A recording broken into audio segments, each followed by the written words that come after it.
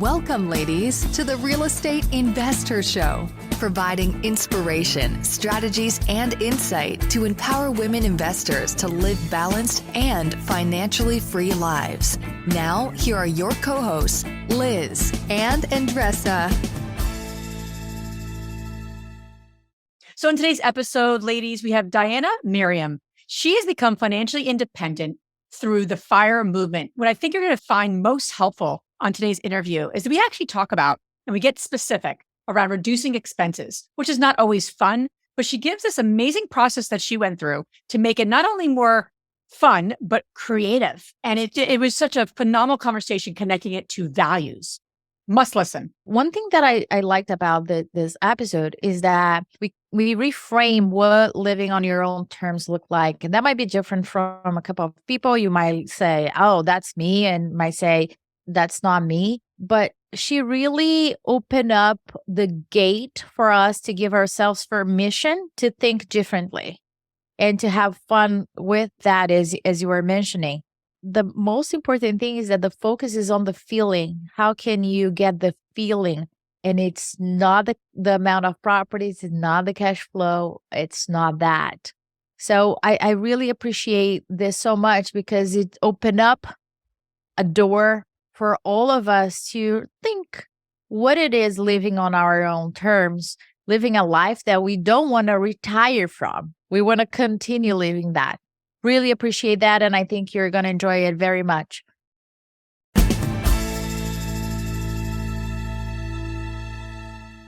Welcome back, everyone. This is Liz. And this is Andressa. Welcome back to the Real Estate Investor Show, where our mission is to empower women to live a financially free and balanced life. Day in and day out, right, Andressa? We are committed and passionate about that, aren't we? But it's so important to honor the women that are in this space of creating life on their own terms. And so we're so excited to have you, Diana, on our show today. Thank you for being here with us. Thank you for sharing your journey with everyone listening. So appreciate your time here today. Well, thanks so much for having me. Awesome. So we're going to get into it. Like we say, we do not like to waste people's time, and we appreciate you, and you know who I'm talking to, all of you listening. Thank you for making time to be with us on this journey. And we don't take that lightly. We want to pack as much as we can in to the time we have with all of you. So we're going to start here, Diana. What lesson has taken you the longest to learn on your journey? You know, I spent my 20s pretty much financially illiterate. And I thought to solve all of my money issues, the only thing I needed to do was increase my income. And so I did that. I made six figures before I turned 30 years old. And, you know, those were kind of my financial goals. And what took me a long time to realize is that income is only one piece of the puzzle. Wealth is built in the gap between your income and your expenses. So I wasn't paying attention to my expenses and I had no gap. So it really didn't matter how much money I was making if I was spending all of it and I wasn't building wealth. Oh my gosh. Did you guys feel like the punch that she just said it, all of that? And I started like, wait a minute, my brain went to so many different directions over here. And I think that a lot of the women and men that are listening here believe that in order for them to live a big life, to be considered rich, wealthy, right, which is completely different from one thing to another, they need to increase their income. And then the more that they have a lot of abundance of funds, then all the problems will be resolved and everything else. And I love what you said. The wealth is built between your income and your expenses. And I would like to dive into that. Because I think that we were taught, as you said, right, on your 20s, we know nothing. And the more that we get older, we're like, wow, the more that I know that I know nothing in this arena. We were not taught in school.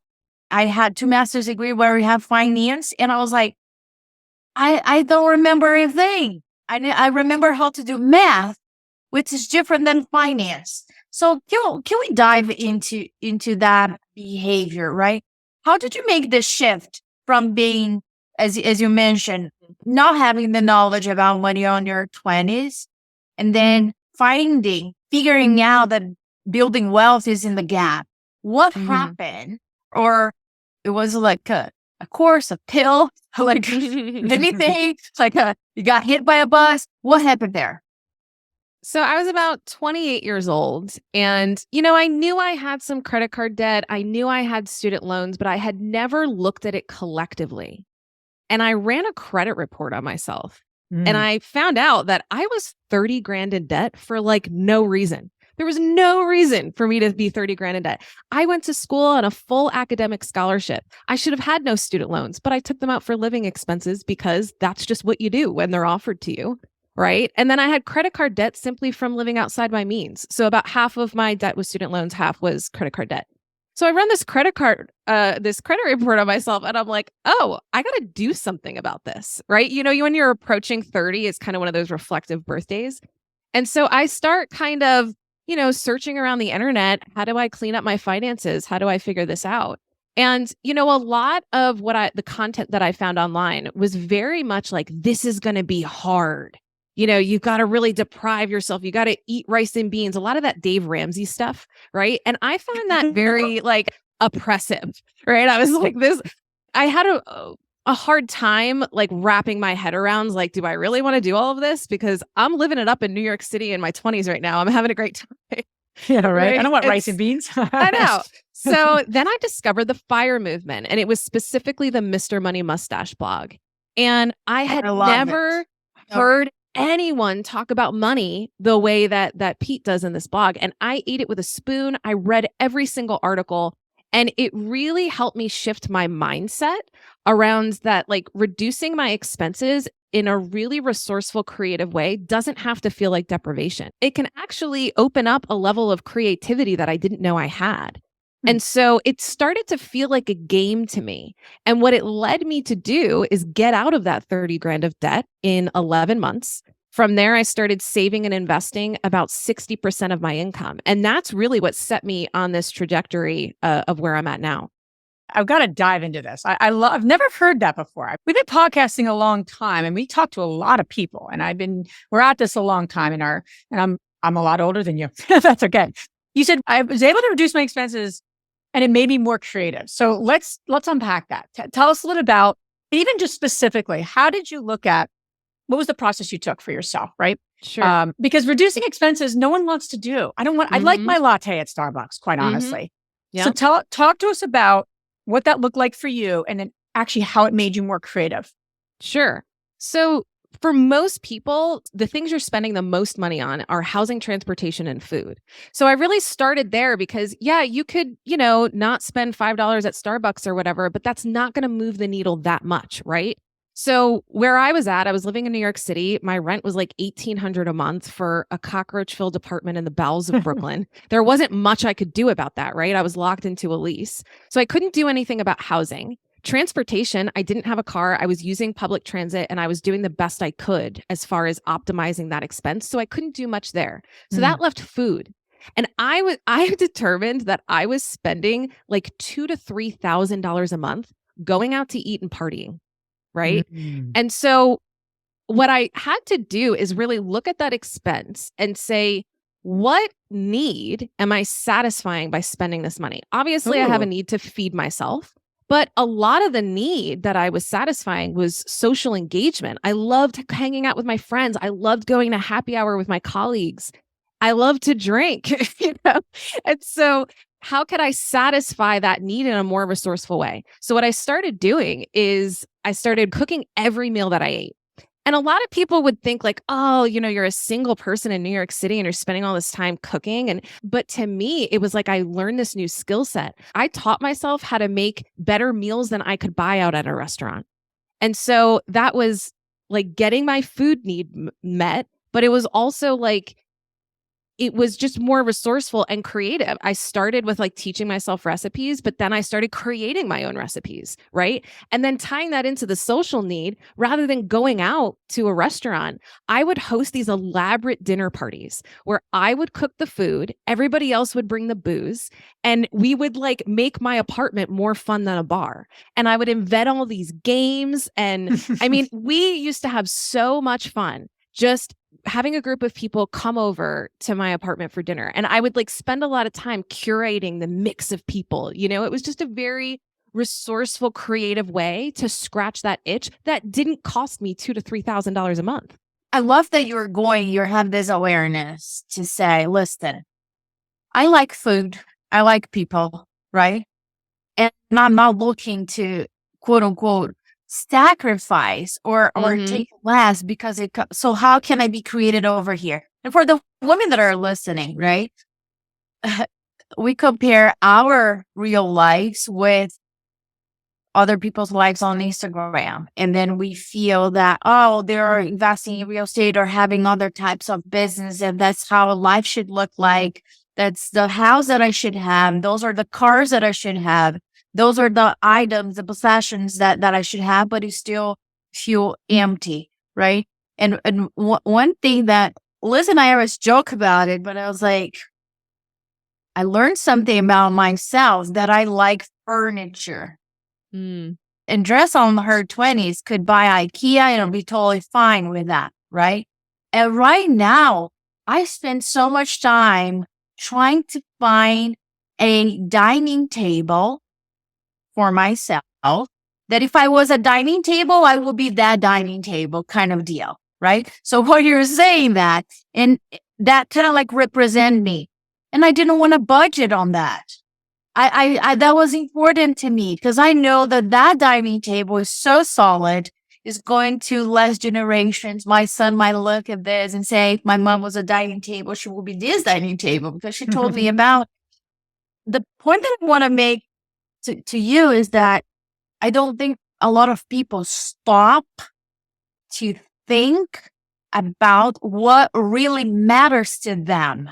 What mattered to you was not to be at a bar, was to have people. You got that need met by having people over. But I don't think a lot of people have a pulse on what really fulfill them at the end of the day. It is not the amount of houses. It's not the cash flow. So what is it? And I don't know if you have do you have a friend that thinks like that? What would you say to her? Like, how can we get unstuck?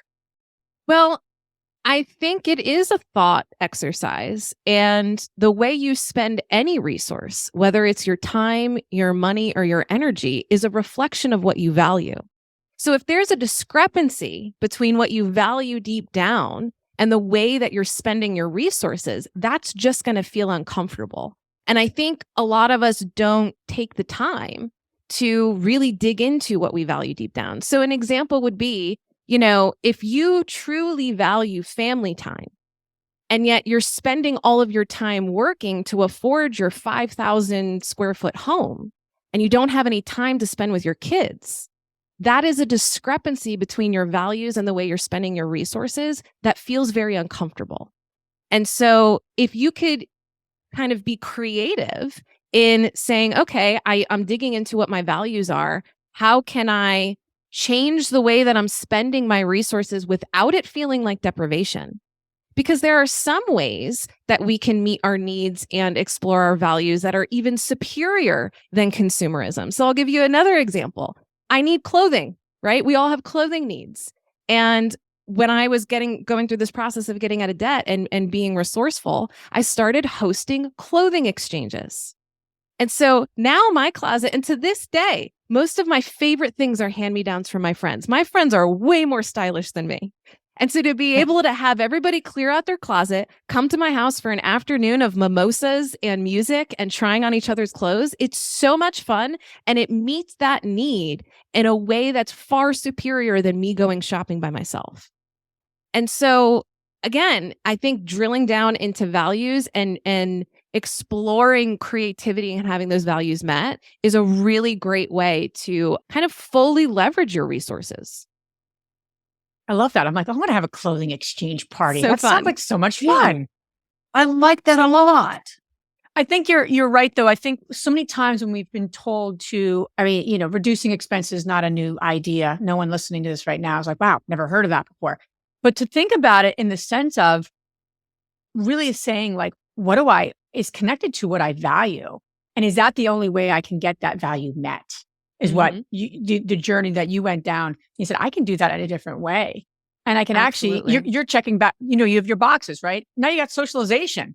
I don't like shopping, but I have fun if Jess and I go to like a consignment store because I'm doing it with people. It's We had fun. so much fun doing We had that. so much fun, but it's not something I'm like, oh, I love shopping. That's not something I would ever say about myself. So to your point, though, I love that. So what exercises you do specifically? Because looking at your expenses can be very daunting. Let's be honest. Be Yeah. very overwhelming for people. And quite honestly, it's one of those things that some people just don't want to look at. They know they need to. They know that, there's so many apps out there, mint.com. I mean, the apps and the ability for people with a click of a button to know what their income and expenses are is you can't get simpler as it's not even like you have to create a spreadsheet. Let's be Right. honest. But how many people actually do it and have Yeah. a pulse on what they're spending? And we always say this in the real estate investing world. If you can't manage your own money, like your own personal income, your own personal household, how are you going to manage a property? Yep. It's very hard. So this is like this is prerequisite. And if you want to scale a portfolio, it's even more important to be able to really handle your own household. So what exercise did you go through? Did you obviously put it in a spreadsheet? Did you use an app? And then to walk us through your process. And then obviously the output is the creative ideas. But walk us through some of those initial steps, because I think a lot of women could get stuck there. Sure. Well, the first step, like you said, is awareness. Most people are not aware of their expenses or even their income, right? They think of their income before they take into account taxes and all of the deductions and that kind of thing, right? What is your actual take-home pay and what is actually leaving your bank account every month? And not even every month. A lot of people don't have, you got to look at it over a quarterly basis or a yearly basis because you have some expenses that aren't reoccurring month to month. So you won't get an accurate picture if you only look at 1 month. But I think the exercise is really in awareness. And the way that I was able to get there and actually start tracking my expenses and watch my money come in and out is to let my curiosity be bigger than my fear. There's a lot of fear and shame and negative emotions that people carry about money because we confuse our net worth with our self-worth. We think that, oh man, I messed it up. I feel so ashamed about how all the money that I wasted and all the time that I spent not knowing what I was doing. Here's the thing that I've come to learn about money. It is the only thing in life that you can completely mess up and you could still fix it and be totally fine. You can't say that about your health. You can't say that about relationships. There are so few things in life that you can screw up, royally screw up, and still be okay. Right. And so I think where we struggle is we look at this very impersonal tool as a goal. We confuse the tool with the goal, right? And we want to be sitting on a pile of money and we forget that this is just a tool that you can go get more of at any time. Right. So I had to learn a lot of forgiveness. Yeah, I was dumb in my 20s, but I also retired from my corporate career at 33 years old. So it was okay, right? I fixed it and I can always make more money, but I will never get back the time that I'm spending feeling bad about my past money mistakes. And we all have them. We all have stupid things that we do with money because it's a very emotional thing. Again, awareness, really looking at money as an impersonal tool and allowing your curiosity to be bigger than your fear is what's going to enable you to take a hard look at those numbers and start tapping into your creativity with an abundance mindset versus kind of that scarcity, oh no, I wasted all of my money. I don't want to see what's going on. It as if you're never going to make more, As if that's what it is. As you start talking, and listen, I always talk about, perceptions of what a rich life, a wealthy life looks like. And before we got started, it was for me, wealthy, rich, having a life on my own terms, and it's being able to do what I want with whomever I want, how often I want, picking up my son from the bus, saying hello to the bus driver in the middle of the day or whatever that is, but having that flexibility of time. And I think that we, as you said, we got really messed up putting so much worth into the money piece as if that is the ultimate goal. Mm-hmm. It isn't, because if I can get that experience, that feeling of what it is that is meaningful to me, by working less, by making less, I'm freaking rich from that perspective. You mentioned went from working 8 hours a week, now 4 hours a week, right? That's what you need and want in order to live the life that you want.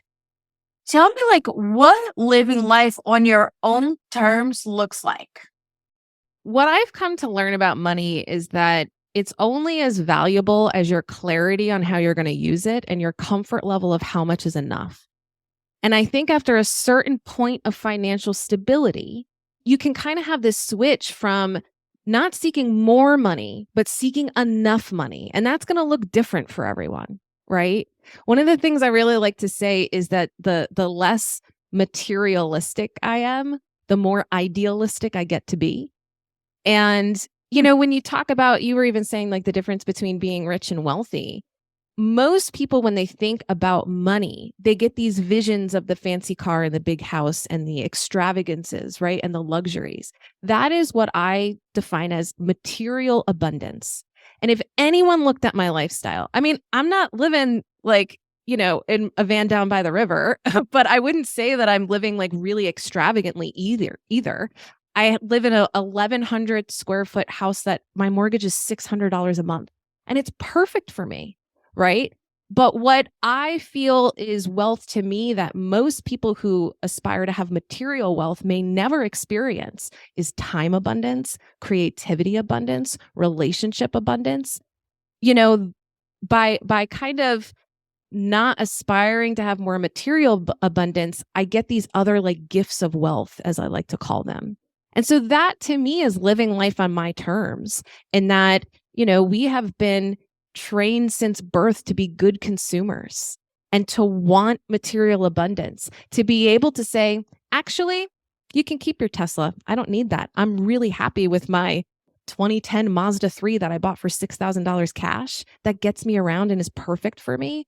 It's really hard to argue with being grateful with the material abundance you already have. That's kind of, I think, how you open up some of this time abundance, creativity abundance, relationship abundance, and live the way that people want to live deep down. It's just they think that material abundance is going to get them that level of satisfaction, and it's just not, in my experience. Interesting to think about, it's like keeping up with the Joneses, right? Mm-hmm. Keeping up with the people close to you or near you that are like, especially on Facebook, right? It's like social media just doesn't help because you're comparing, and I think, and that a lot of people do that. So folks listening, what does that journey look like? What are some of those key first questions that they'd ask? Because materialism is a very big topic. And it's a very interesting one to look at because we want to honor women living life on their terms by saying, okay, if you want that Tesla, and that's something you really want, you go for it, versus, living below your means, or not that you shouldn't, live above your means, but you need to be clear on what luxury looks like and what type of materialistic things you want in your life. And there's nothing wrong with that. But what does that look like for you? I think versus what you're being told or what you've been handed down, right?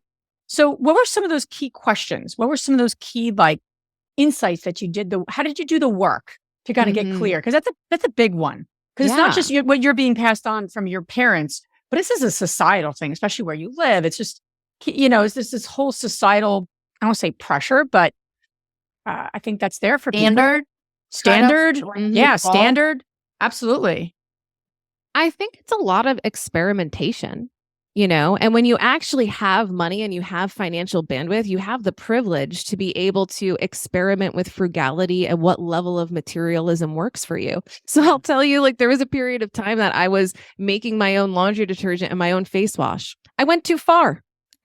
I decided that actually I want to buy the nice face wash, right? But I wouldn't know that I was getting the adequate amount of value out of that spending unless I experimented with something a little bit more frugal.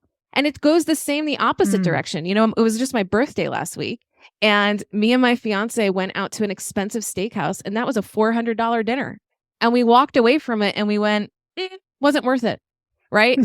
But then we took his daughter out for her 22nd birthday, and we went and spent $400 on this like fancy karaoke place and had an amazing time. That was $400 well spent. And so I'm not going to feel bad about the steakhouse. I'm going to say that was a learning. I'm not going to do that again because I didn't get the appropriate amount of value out of it. So I think part of it is experimentation. The other part of it is the best way to combat keeping up with the Joneses is to not hang out with them. I like that. Ooh, I like that. I have surrounded myself with people Don't hang out with the Joneses. I like that. Exactly. So I feel like I surround myself with people who have pretty similar views on materialism and frugality, and really recognizing that the best things in life are free. It's relationships and full autonomy over your time and being able to create what you want to see in the world. That a lot of that is free. When you approach kind of looking at money from that lens, it becomes a lot easier to say no to the Tesla for me. But, somebody else that wants to say yes to the Tesla might say no to something I really value, which is like spending a lot of money traveling and going to events and that kind of thing. Right. So I really feel like there's no one size fits all. And we all have very different skill sets, circumstances, and preferences that we can leverage in different ways on our way to financial freedom.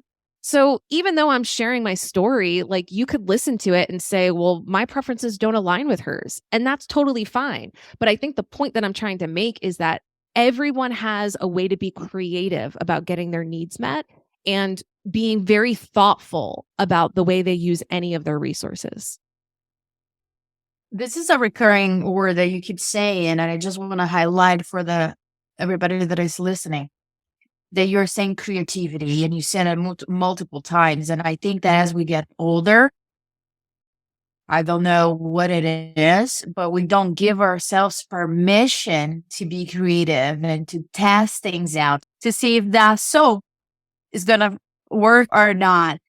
Giving ourselves permission to mess up and say, well, that didn't work. Yeah, I really don't like sushi. Or, wow, I never thought caviar tasted that good. That was a great experience that I tried and worked, and that didn't work. And I think I just want to highlight for all of you that are listening, give yourself permission. This is not a trial. This is your life. This is not a pilot. Go for it and see what works for you. We are talking about living life on your own terms, and it might look different. Might look similar to certain areas to what we have talked now, but it might look different.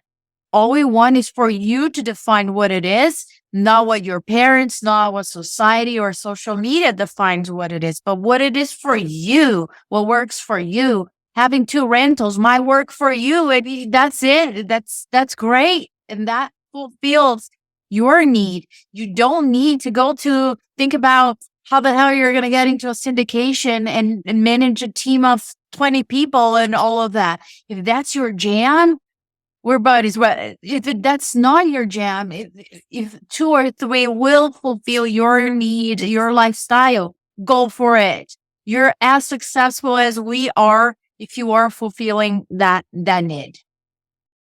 Yeah, that's all. I love that. Put the mic down. No. Yeah, I love what you're saying. And you mentioned a moment ago that you have a fiance now. Congratulations, by the way. Thank you. So that's a whole other piece to it. And you're on this journey of like, okay, what works for me? I want to, going through this process of being able to pay down your debts, save money, invest, and then eventually leave your W-2 to various circumstances, right? And now you have a fiance, and now you're building a life together. So I'm curious because there's so many folks listening, right? That, are in that as well. How did you align, or how did you know you were aligned on values? Are you similar in like how you see frugality and materialism, or are you a little different? Just curious about that. Yeah, he is, when I met him, very naturally frugal, even more so than me. So he never had a spending problem. He wasn't big on investing. So I kind of came into the relationship with more assets. He kind of came in with really frugal, good spending habits, almost to the point of a little bit too much. So I think I have helped him a little bit with his scarcity mindset and a little bit with kind of living a little, because he can see that I've approached things with abundance and it's working out okay for me. Right. And so I think there's a lot of modeling and example showing in how we influence each other. And he tends to keep things in check. I mean, even just recently, we had a conversation where it was like, man, we feel like we're spending too much money. We're not paying enough attention to because it's been challenging to figure out joining our finances, right? We were both so independent. I mean, we met in our 30s. He just turned 40, and so we were very independent. And so to have to actually manage money and spending decisions together is challenging. Yeah. And so we've kind of had a lot of experimentation and trial and error on how do we combine finances and how do we spend money jointly. And so we had this inflection point even just a few weeks ago where I'm like, man, I really feel like we're spending too much money. It was like, well, let's look at the numbers. And I just kind of exported our checking account. What are the inflows and outflows? And we determined that we were on average spending anywhere between $3,000 to $3,500 a month together. And it was like, okay, this isn't a problem. We are still living below our means. And when you get to a certain point where the gap between your income and your expenses is pretty significant, you can stop stressing over every dollar and you can start thinking, okay, because there comes a point, I think, on the path to financial freedom where for most of it, what I was asking myself was, how do I increase my income, reduce my expenses, invest the gap? What is my financial independence number that I'm trying to hit? And how do I get there faster? Those were the questions that were dominating my thoughts. And then I started asking myself, what if I didn't need more money? What if I needed just more imagination and on using the money I already have? If you're racing towards a financial independence number, are you neglecting the life you could be living now? And my focus really shifted from trying to reach this magical FI number to creating a life I don't feel like I need to retire from. That was a big shift for me. And I think being able to share that with him and focus on, okay, we don't have a spending problem. We don't have an income problem. Maybe we've got a little scarcity mindset, but that's easily overcome.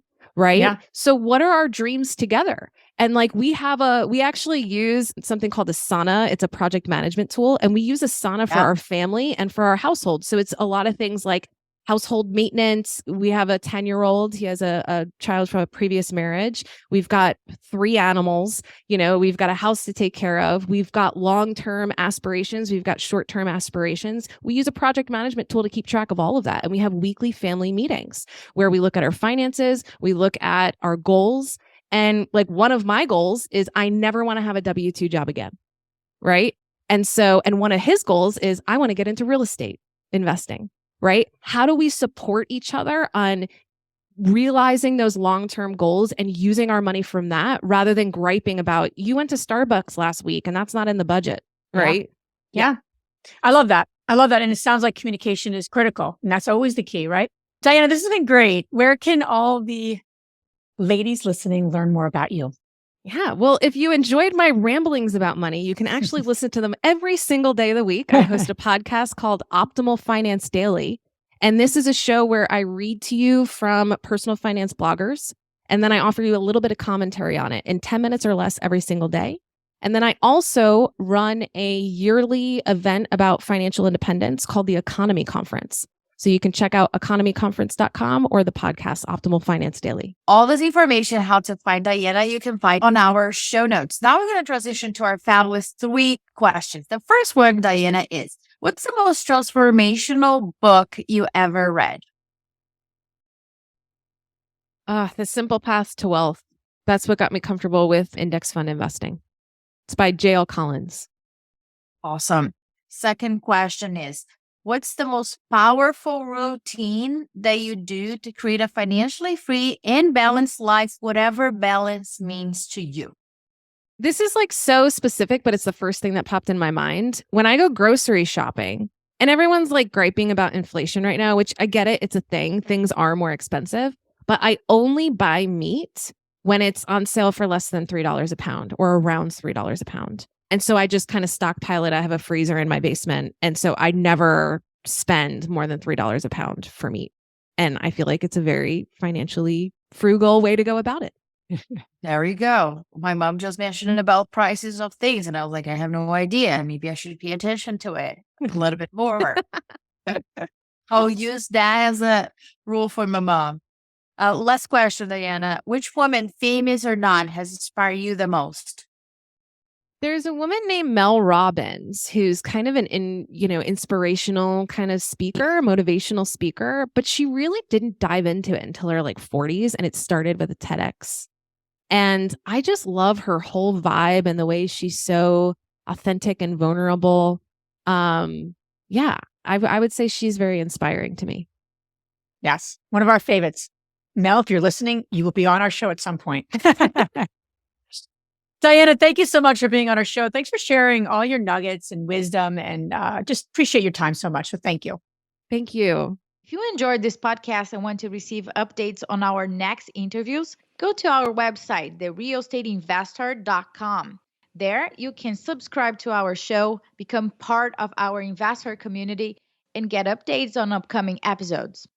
If you like our show, please share it with other women who would benefit. And don't forget to leave us a rating on iTunes. We'd really appreciate it. And as always, we encourage you to take one action as a result of today's show and put it into motion so you can live both a financially free and balanced life. Thanks for spending time with us. Ciao.